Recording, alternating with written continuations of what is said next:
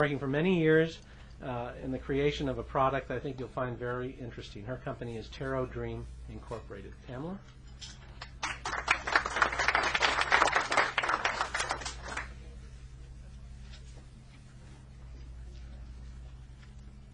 Aloha. I'm grateful to be here. My name is Pamela Day, and I'm the founder and president of Taro Dream Incorporated. 14 years ago, my infant daughter Alexa, was born with a very severe disease that prevented her from digesting and assimilating all normal infant foods. After 3 weeks, she was not expected to survive. Having lived in Hawaii previously and fed Poi to my first daughter with amazing results, I had Poi airshipped to California where I was living. My daughter not only accepted the Poi readily, but she showed immediate and dramatic improvement in her health. The doctors were amazed as she continued to gain weight and to thrive.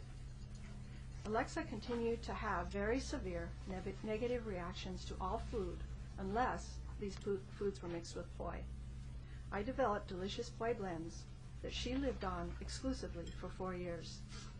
A top food allergist, in observing the health of my daughter and acknowledging the wonderful taste, he told me that if I could make these products, that he would purchase all that I could make for his many patients. He saw very severe allergy cases from all over the country. I began making the tropical fruit and Poi blends and donating them to people in need. The demand based solely on word of mouth became so great that I could not even supply a fraction of what people were requesting.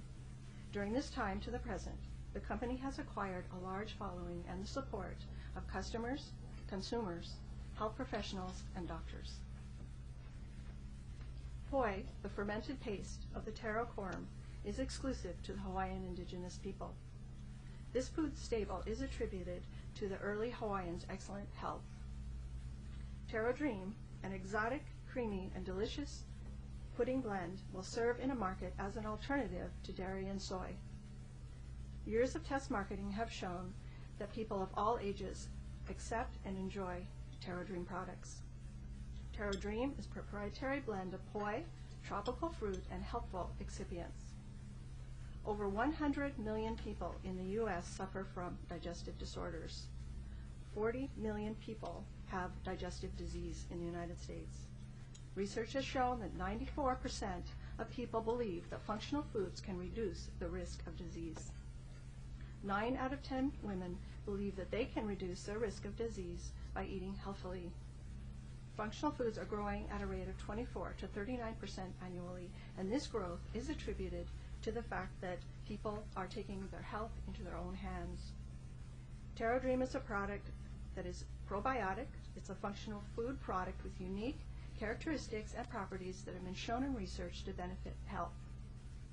A functional food may be defined as any modified food or food ingredient that has a health benefit beyond the traditional nutrients that it contains.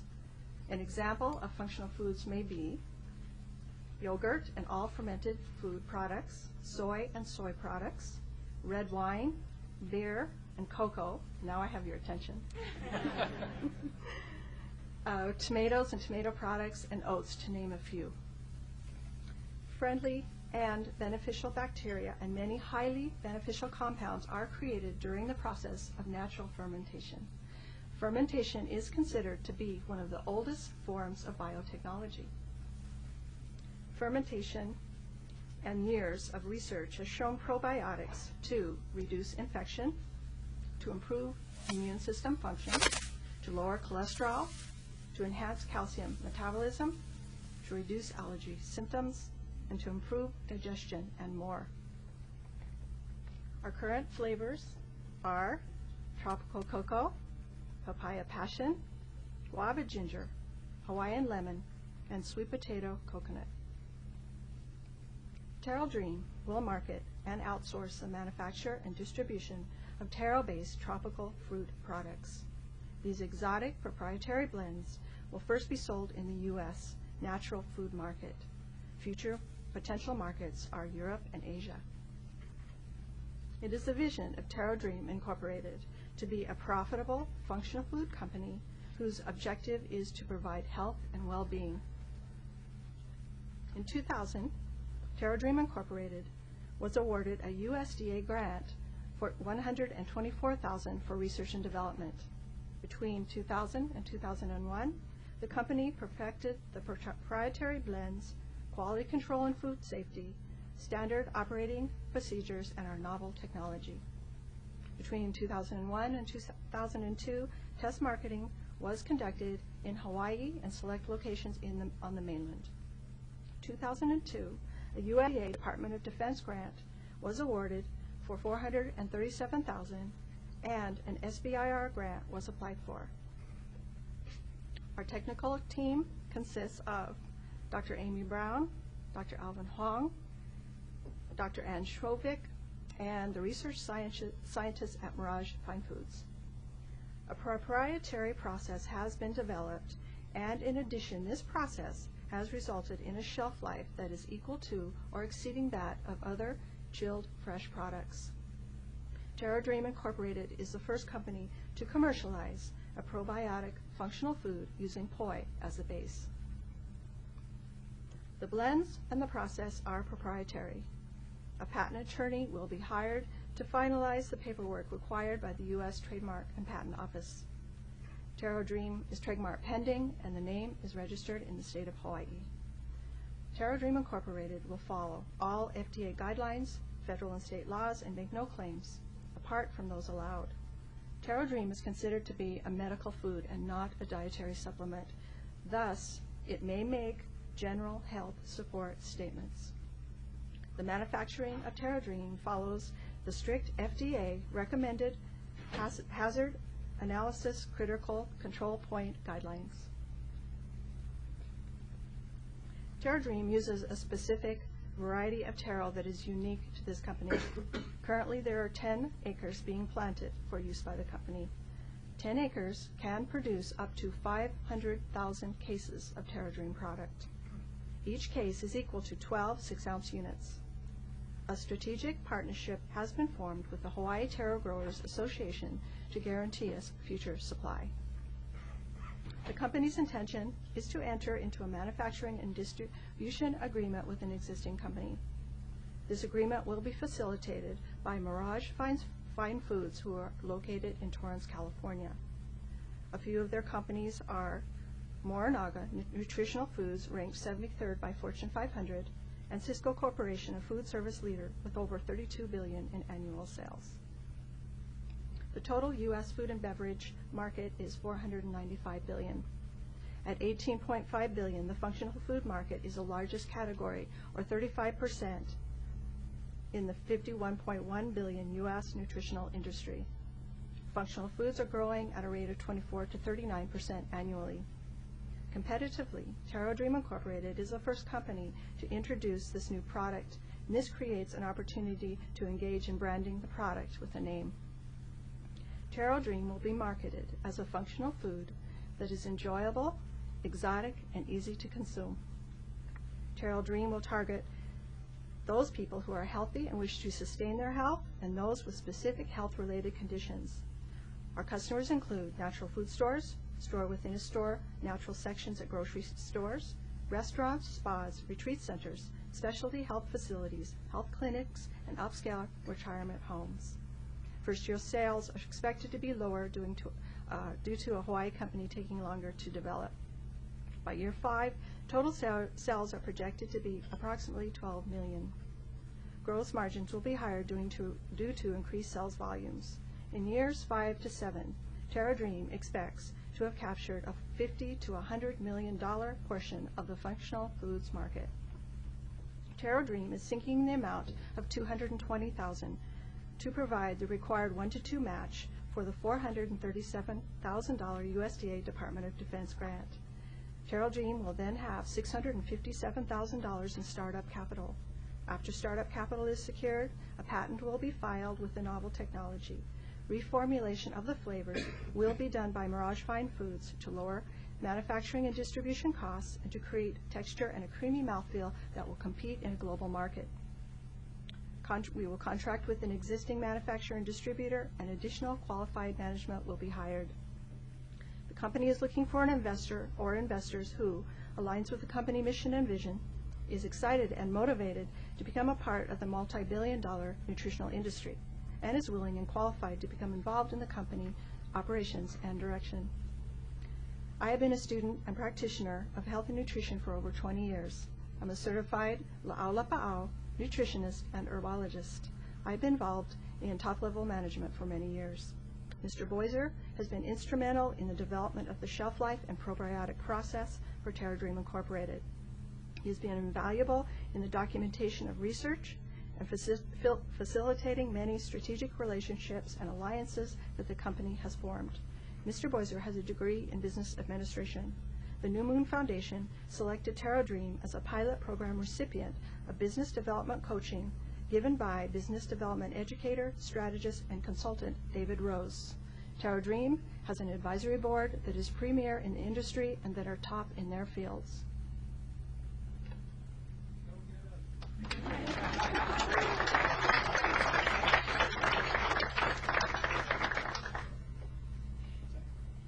we'll hear from our panel of reviewers.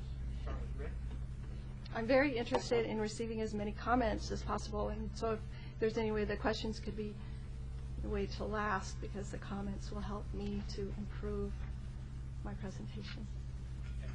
I guess reading the business plan, the first thing I thought of was that, oh boy, this is going to end up in our refrigerator for sure. My wife will be. But then the very next thing that came up when I saw the name of the company was it's very similar to the Rice Dream drink, and kind of surprised if they know of you, if they haven't contacted you regarding trademarks. Well, the trademark attorney has reviewed all this, and I'm perfectly safe in using, because there's Soy Dream, there's, it's a name that Are they different companies, so Soy Dream and Rice Dream? Yes. Okay. Anyway, that was my first comment. First I was thinking, wow, okay. Second thing, I guess, is that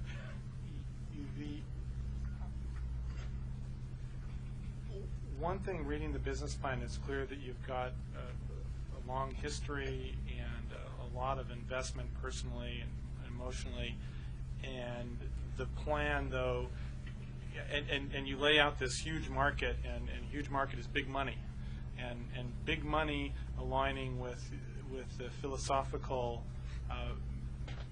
underpinnings of the company, which I don't disagree with, but if you're ready to sell the company in 5 years, are you going to sell it to the money-grubbing, PepsiCo that needs their food to sell to Whole Foods and everything else? I mean, I guess that's one question I would have as an investor is, okay, is this going to be a smooth transition if it really grows to where your data shows that that this company could grow to? And then I guess just the follow-on is that the amount of money and maybe the capital structure and the way it's portrayed, the financing, or you're looking at raising money, $220,000 is not very much money. And so one, the question is it enough?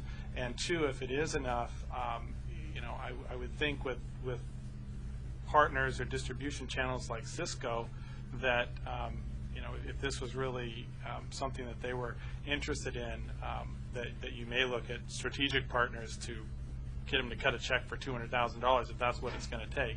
But I guess that'd be my question too, is whether that's really as much money as you need to do what you need to do. Thank you. One of the questions after reading through the business plan or comments is it just would appear to me that there's more regulatory issues that need to be addressed. Are there issues that, are you just going to be able to produce this stuff and send it out, or are there regulatory issues that are going to have to be addressed before you move this to the market? Do you have to get FDA approvals, or? I researched this with the help of other professionals and experts very, very heavily, because this is a very important question. And as a medical food, we do not have, we're not under the same guidelines as a dietary supplement. And as long as we're, following the HACCP standards, and then the standards that are being set out for the growers, there are no regulations. We do not have to receive FDA approval. We have to be careful of making health claims, but we are allowed to make health support statements. In fact, we can make the statement that says Taro Dream may be helpful in the management of digestive disorders by providing a low-allergenic food source recommended by doctors. We're allowed to put this on our label. Okay. Just as a comment, the business plan I thought was very well written. I mean, you covered all of the major topics that I had here really extremely well in that business plan. So for anybody that's interested in this, the business plan will give you more information than much more information she gave you today. The only other kind of question that came to my mind is, I was almost in disbelief. There's nobody else that currently incorporates the Poi into a probiotic formulation of any kind, or into any mass-marketed food product at all? Not that I'm aware of, and I and many people have looked very, very carefully. Of course, people are using taro and putting it into desserts, but that's not Poi. We are taro and we are Poi, but taro is not necessarily Poi. If you can understand that, is because of the fermentation that you have to undergo to become Poi. So you can put taro in a product, but it's not Poi. It's not legally Poi. It has to undergo that fermentation process. And that's what gives it the beneficial compounds, yes, and bacteria. Right. Yes. Okay. I would say that I was a little bit disappointed not to see it on the dessert menu today. That was my first question. Where's the samples? Forthcoming. My comment is similar to his, where the business plan says a lot more than your presentation. It is very impressive, and especially your appendix. It had a lot of letters from people who intend to purchase, and a lot of positive comments. So if you guys have a chance to look at it, but several comments I had was you wanted to focus on the natural food market first. And I think a lot of the intentions to buy were from doctors and hospitals, although there were some natural food markets too. Why do you plan to focus on the natural food markets versus doctors and hospitals? Is there a reason why you choose? Yes, there is, because I believe it'll be easier, for one thing, and because it's a more profitable market in the beginning. And it doesn't take as long, I believe, as the doctors that we have on board are willing to give big meetings to other doctors and to represent the company in health clinics and so forth, and with letters. But this is not like marketing in big scale like natural food stores will be marketing. Okay. I guess my follow-up question is because it goes back to the price also, and I saw that the breakdown for the profit margin for the retail side is 20%, and it goes back to the gentleman's comment about how there needs to be enough margin in the natural food market, and I guess the price needs to come down for that, at least a 40 to 50% margin, and for the distributors also. And I think price is one of the main barriers in your thing. And the other part was, I know you mentioned having an organic product in the future. Why can't you make it organic now? Because a lot of natural food product customers want it to be organic, and that would be another growth industry too. To make it organic right now would be very hard because the taro supply is not there for organics. So to make it easier for the farmers, and understanding the special growing conditions that Hawaii has, we want to move slowly on that one, very slowly, so we don't turn off farmers, because they're used to doing things one way, and especially the farmer that we have, and his agricultural scientist is willing to do this education to the farmers in the co-op and slowly move into the organic market, because I believe in that. Yeah, but it's just not feasible at this time if we want to be launch within 9 months. Right. Okay, thank you. Hi. So I had four comments in reading this. First of all, when I read the business plan read to me like if the objective of the company was to do well in raising money through grants, the business plan was right on. But if the idea of the business plan was to raise money because the company was going to be investable, the business plan had some things and was missing some things that it needed to have. And I had four comments. One was, I would love to have seen, it looks like it's pretty far along. Obviously you have pictures, right, which would have been cool in the business plan too. It would be nice to have seen sort of a list, a step-by-step plan for how you're going to go from where you are now to the product, which would also have shown where Mirage fits into the flow of things, so that you could see sort of month by month how long this was going to take. The business model is something that wasn't entirely clear in the plan, and I think that you obviously have thought that through. And if you could find a way to express that, both in words and in numbers in the plan, that would have been really helpful in understanding how it is that this business is going to grow to produce the impressive numbers that you've shown, and what, so that we develop some idea of how that actually happens. So that was actually two things. One was the financial projections. I would have liked to have seen a lot more in there about financial projections, so that I could see actually how the business developed. And I would agree with whoever it was who came before me, who said, it looks to me like the amount raised is probably not enough when you consider just enlisting, just sort of flipping through the plan. And so this morning on the plane as I came over, I thought, geez, there's an awful lot of things that these people plan to do, and not very much money to do them with. So there's patents to be prosecuted. There's a lot of marketing work that was listed, surveys, research, and so on. There's a website to get up and operational, and then there's all this FDA compliance stuff, which may be for free, but maybe not. I don't know. So it just seems like that's an awful lot to do and not a lot of money to do it. Thank you. Do you have any questions from the audience? Sir? One of the critical things is distinguish between Taro and Poi, which you were starting to do a little bit in your presentation, particularly with the competition coming out where there are a lot of Taro stuff, Taro desserts, etc. And so that's a potential issue, both in naming your product, positioning your product, and moving forward. You know the difference between Taro and Poi? And not only that, but your investors and your consumers, it's going to become increasingly important to them to know, and your manufacturers. With the whole thing is positioning yourself as a Poi food producing company, as opposed to a Taro food producing. Now, going back to the name Taro Dream. One of the reasons we use Taro in the name Taro Dream is because there is a barrier that tourists come to Hawaii and they go to luau's and they taste poi and they don't like it. Now, we really wondered how we were going to get beyond that.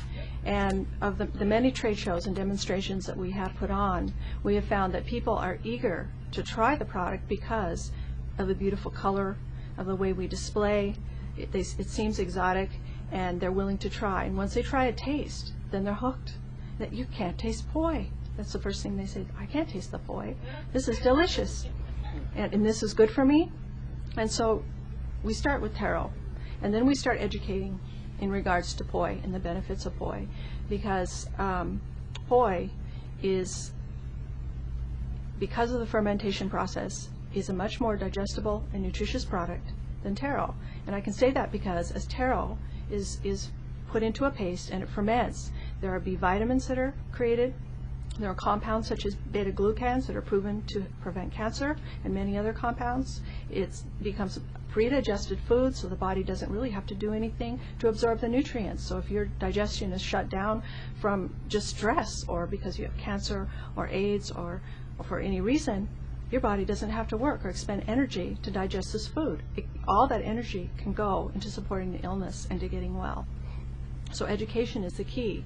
But we start with Taro, and we slowly educate into the poi aspect. I have a comment on that, actually, that same issue.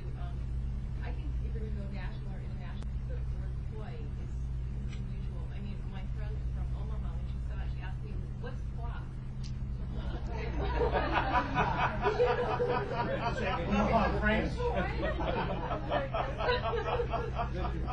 But taro is grown all over the Pacific Rim and Japan and China. So people are more familiar with taro than poi, because poi only is a Hawaiian food. What poi is nowhere else in the world. It's just in Hawaii. That's our advantage too, is being Hawaii. And you're right, it does have the reputation of not being very good. Wallpaper paste. What they told me, As you become a $70 million business, will you be able to source all of your taro from Hawaii? Yes, we believe so. If you saw the figures, it takes very little acreage to make a lot of poi. And there's a lot of land, not only on the Big Island, but every island. And in fact, I've talked to people here that have researched it, and even in Oahu, there's much land that taro can be grown on. And Kauai, Molokai. Is it possible to grow that in the States? If you're going to do your production there, would it be a cost factor? It's already being grown in Florida. It can be grown in places like that. But I think what will make this company unique and a good marketing factor is that the taro is Hawaii grown and very important to our economy as well. Jim? Can you speak a little bit about the financial arrangements that you have with Mirage? And what is the nature of this strategic partnership? How much is it going to cost the company? Or is it you paying them a percentage, commission? How is it structured with you? We've been working with Mirage for over a year, and we have found them to be a perfect match for where we are negotiating with them right now, and we have not finalized the exact arrangements. And their paperwork is in our hands, and we've been reviewing it very carefully to sign and then to submit to Mirage and continue negotiations with them. But we are confident that Mirage Foods is a company that can really move us forward very quickly. They have contacts that otherwise, it would be very hard for us to get, and they actually found us, which is really unique and unusual. So they would provide the distribution channel, the assistance that you talked about, in exchange for a portion of the revenue stream or something? We haven't worked that out yet. It's what will be most advantageous to both companies. Dave? I take it you're able to use dryland taro? We use dryland taro exclusively. We do not use wetland taro, so we will be not into the wetland taro source or interfering with the poi supply. Mike? Two things. One is, I'd like to suggest a bridging metaphor in the name. There is a confusion. You're saying taro in the name, but you really mean poi. That's going to work against you to everybody anyway. Really, what you're trying to say is that poi is the taro, as wine is the grape juice. And there is more benefit in wine than there is in grape juice for the same reasons. And people understand about wine and the different qualities of wine because you're going to have competition one day. If you set yourself up as Beaujolais or something, and that's leading me to my second thing. I don't know what this costs, but it sounds like you picked a high price. And assuming that that's true, then you probably want to have a tiered product. So you've got your Beaujolais, and you've also got the twist off. Because people will want quiet, and they won't be as tasty, but they want the health benefits. And so that's where you get the cheap stuff, right? That will probably help you work with your marketing strategy in unexpected ways on how to make benefit with your products. What is the price, by the way? Retail, it has been selling for $225 to $250 for a 6-ounce unit, and in all the entire time that we've sold the product, we have not had one price objection. So we believe that we can bring the price down substantially because of mainland manufacturing rather than manufacturing here in Hawaii. It's been very challenging, but mainland manufacturing, and especially in volume, we can bring that price down, we believe, to $216 for retail. If you work the metaphor I suggested, I think you'll be able to have a spread in price where you can be higher and also lower. It's a good idea. Thank you. Thank you very much. Thank you. For sure.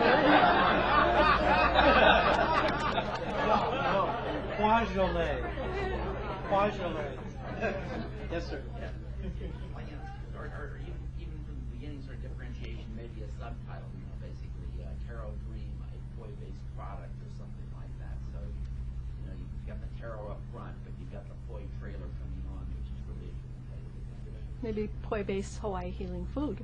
Yes, Huh? even Yes. better. Yes. Yes. Well, have you thought about pursuing perhaps a deep freeze-dried version or another approach? We have dehydrated the product in Tacoma, Washington, and it was extremely successful. And we used a special technology called the window refractive technology, and it dries over atmospheric pressure, and the probiotics and the nutrition, the flavor are left intact. So it's not this heat process that destroys all the benefits. And in fact, when you reconstitute with cold water, immediately the taste is incredible because it sweetens it up even further because it's been dehydrated. So Along the same lines, then, are you considering a functional food additive based on, in other words, this would be a base compound? you mean a dehydrated product? Correct. Oh, of course. That's definitely going to be in existence at some point. And that was something that in the business plan, it got a little muddled to me as to, if it was made into a powder and was that, I started reading it thinking, is this like Coca-Cola where they ship the syrup and then at the restaurants they put it back together and, put the soda water in, or, is this going to be the Yoplait and the, in the... It'll be ready to eat. Okay. We ship the taro to the mainland where they will process it into Taro Dream. I'm curious, as you contemplate whenever the time comes to move into the Asia market, would you see producing and providing the same product, or would you adjust that for Asian tastes? I think that it would always have to be flexible and adjusted if there was a need. Based upon the Natural Food Trade Show that we just participated in, the Asian population really enjoyed the flavor as it currently is, very much. But we have already been approached from actually health professionals and doctors of clinics in Japan. In Japan, functional foods are $11 billion industry, and that, in fact, is where functional foods began, is in Japan. They're already educated to what a functional food is, and Was that you, Janice? okay. That's all the questions. Thank you, Pamela. I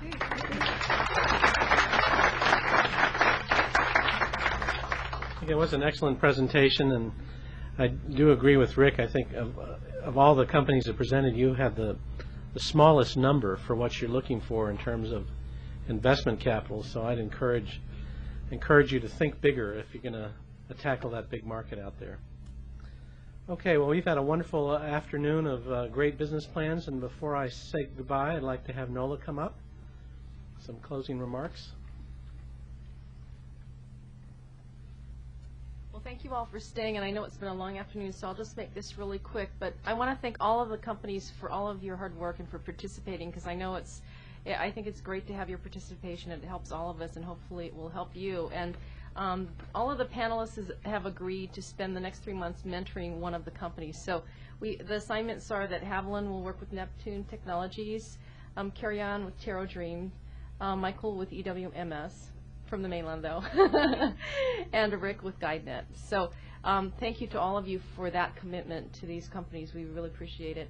And I also want to thank again the steering committee for all of your help in helping shape this program. And I omitted an introduction earlier, Jenny Servo from Dawnbreaker, who's here this week, and she's been very instrumental too in helping us develop this program, because she's been conducting commercialization training for a lot of professionals here under the FAST grant that we got. So thank you so much for all of your help, Jenny, and I'm sorry I didn't introduce you earlier. But thank you all for coming and for all of your support.